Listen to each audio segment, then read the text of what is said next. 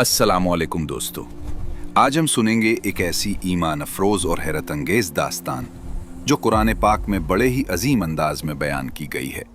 यह है हज़रत सुलेमान अलैहिस्सलाम और तख्त बिल्कीस की कहानी। ये वाक़या न सिर्फ एक नबी की हिकमत और तदबीर को जाहिर करता है, बल्कि इस बात का सबूत भी है कि अल्लाह ताला का इल्म, कुदरत और हुक्मरानी हर चीज़ पर गालिब है।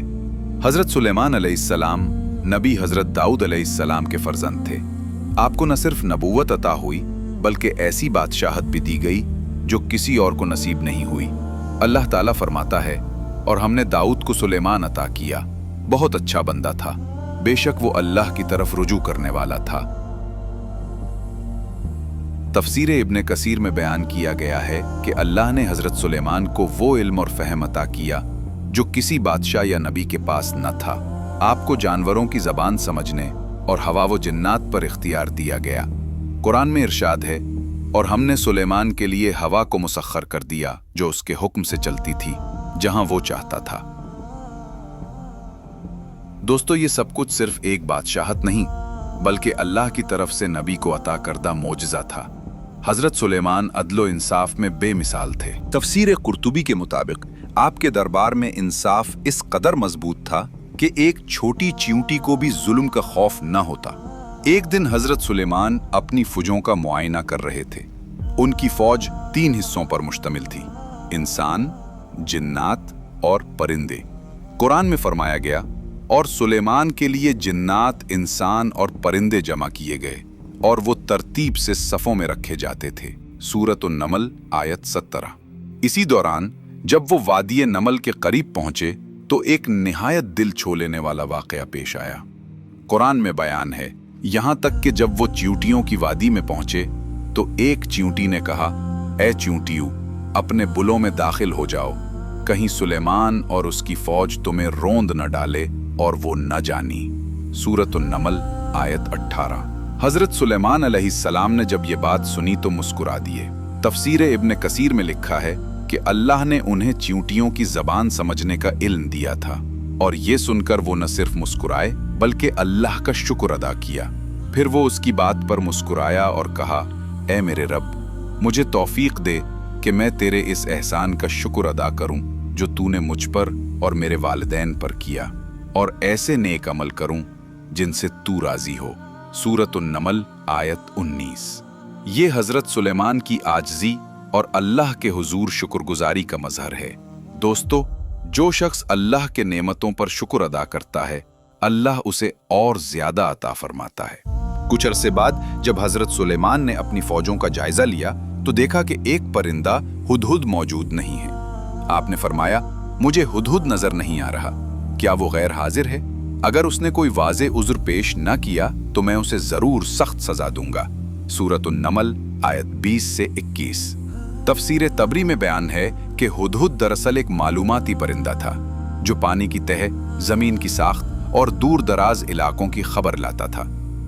कुछ वक्त बाद हुदहुद वापस आया और हजरत सुलेमान के सामने झुक कर बोला, मैं एक ऐसी चीज जानकर आया हूं जो आप नहीं जानते।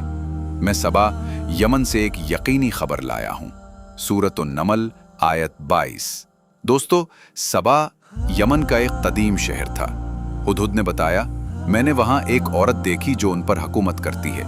उसे हर चीज दी गई है और उसका तख्त बहुत अजीम है, लेकिन वो और उसकी कौम अल्लाह को छोड़कर सूरज को सजदा करते हैं। सूरत उन-नमल आयत 23 से 24। तफसीर इब्ने कसीर के मुताबिक इस औरत का नाम बिल्कीस था जो अपने बाप के बाद तख्ते सबा पर बैठी। वो निहायत अक्लमंद, खूबसूरत और नर्म मिजाज हुक्मरान थी, लेकिन उसकी कौम सूरज की पूजा करती थी। हुदहुद ने मजीद कहा, शैतान ने उनके आमाल उनके लिए खुशनुमा बना दिए हैं और उन्हें सीधी राह से रोक दिया है, इसलिए वो हिदायत नहीं पाते। सूरत उन-नमल आयत 24। हजरत सुलेमान ने फरमाया, हम अभी देखेंगे कि तू सच कहता है या झूठों में से है। सूरत उन-नमल। फिर आपने फरमाया, ये मेरा खत ले जा और उनकी तरफ डाल दे, फिर जरा पीछे हटकर देख कि वो क्या जवाब देते हैं। सूरत उन-नमल। हुदहुद वो खत लेकर मलका बिल्कीस के महल में पहुंचा। तफसीर तबरी में बयान है कि वो महल एक अजीमुश्शान किले पर मुश्तमिल था जिसके इर्द गिर्द बागात और पानी के चश्मे बहते थे। हुदुद ने वो खत मलका के सामने डाल दिया और एक सुतून पर जा बैठा। मलका बिल्कीस ने खत पढ़ा। कुरान में आता है, ये सुलेमान की तरफ से है और ये है बिस्मिल्लाहिर्रहमानिर्रहीम। तुम मेरे मुकाबले में सरकशी न करो, बल्कि फर्माबरदार होकर मेरे पास आओ। सूरत उन-नमल। बिल्कीस ने फौरन अपने दरबारियों को बुलाया और कहा, ए सरदारो, मेरे पास एक मुअज़्ज़ज़ खत आया है, ये सुलेमान की तरफ से है। मुझे बताओ इस मामले में क्या राय है। सूरत उन-नमल। दरबारियों ने कहा, हम ताकत वाले और जंगजू लोग हैं, मगर फैसला आपका है, देख लीजिए कि आप क्या हुक्म देती हैं। सूरत उन-नमल।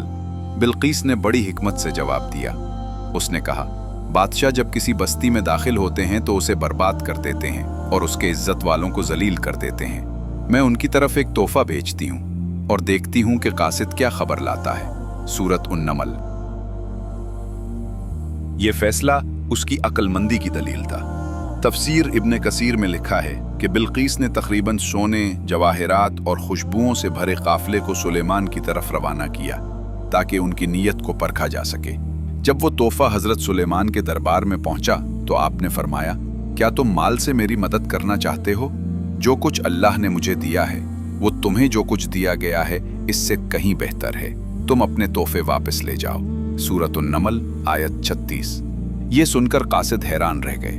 तफसीर कुर्तुबी में बयान है कि कासिदों ने जब हजरत सुलेमान के दरबार की अजमत देखी, जिन्नात, हवा, परिंदे और इंसान सफ़ों में खड़े, तो वो समझ गए कि ये कोई आम बादशाह नहीं बल्कि अल्लाह के नबी हैं।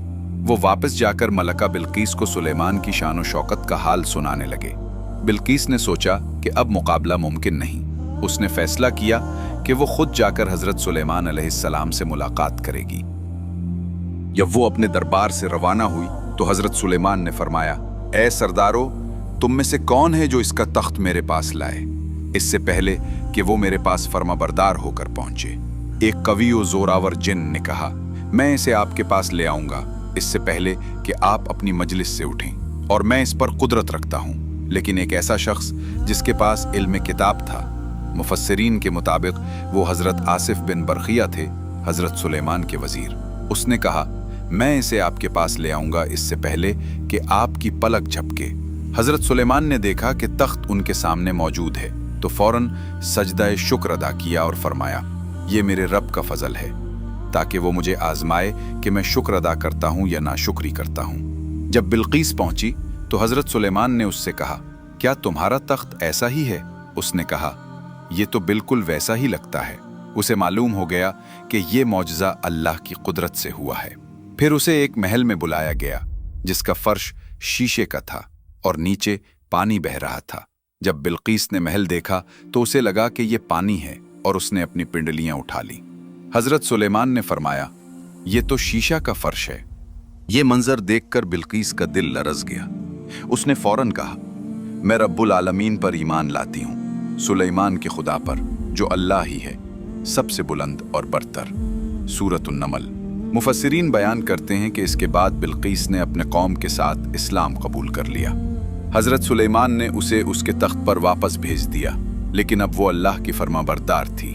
बाज़ रिवायात तफसीर इब्ने कसीर जिल्द 6 के मुताबिक हजरत सुलेमान ने उसके मुल्क में इंसाफ व ईमान की बुनियादें कायम की और वो अपनी कौम में ईमान व अदल की अलामत बन गई।